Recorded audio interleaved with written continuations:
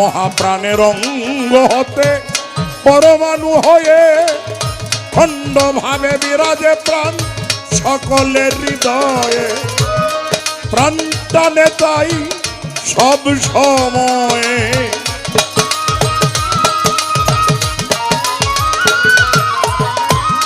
প্রাণ টানে তাই সব সময়ে।